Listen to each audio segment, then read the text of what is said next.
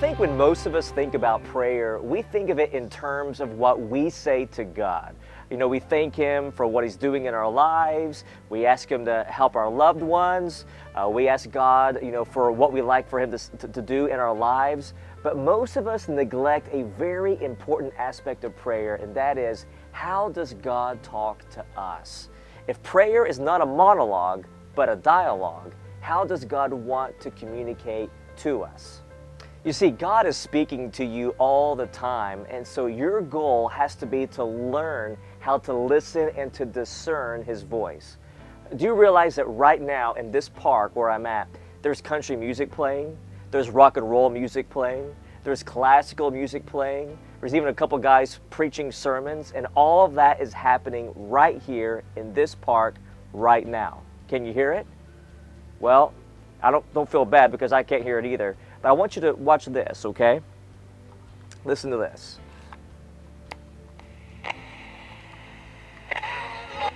America.com.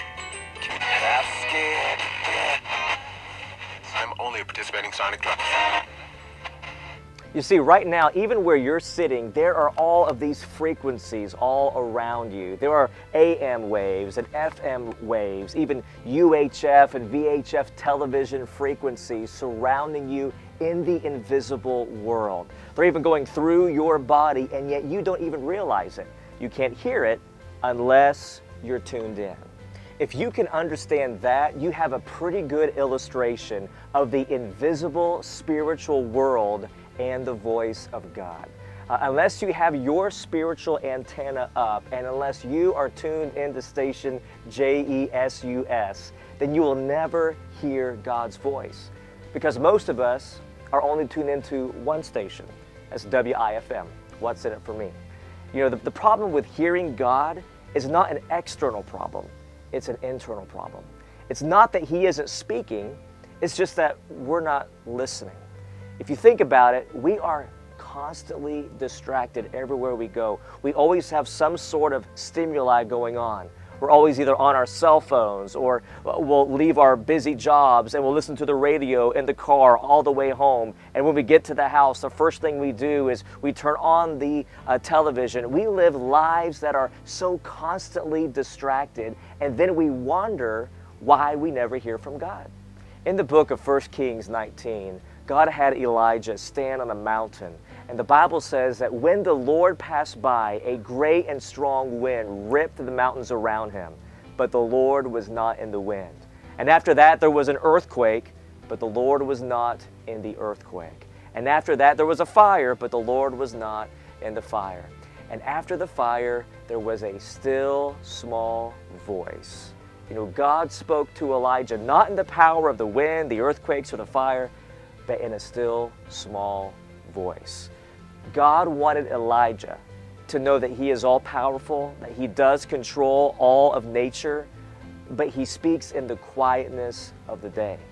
And sometimes we look for God to speak to us in big, huge, grandiose type ways, but God's voice often comes to us in small ways. If you want to learn to hear God's voice, it requires two things. Number one, intentionality. We need to learn how to practice active listening rather than passive listening. You say, well, what's the difference? Well, passive listening is like a guy listening to his wife while he's watching television. He's hearing, but he's not really listening. And so active listening is really seeking after God. It means that you're ready and willing to hear His voice whenever He speaks. It's having attention with intention. And so the difference between listening and hearing is this. Listening is simply wanting to hear. And if you're going to hear God's voice and recognize it, you must be listening for Him. Secondly, in order to hear God's voice, it requires not only intentionality, but also intimacy. Jesus said, "My sheep know me, and they hear my voice." Hearing from God requires that you have a relationship with the shepherd, and that comes from spending time with Him in His Word. God is speaking to people who are listening, and I want to encourage you to tune into Him today.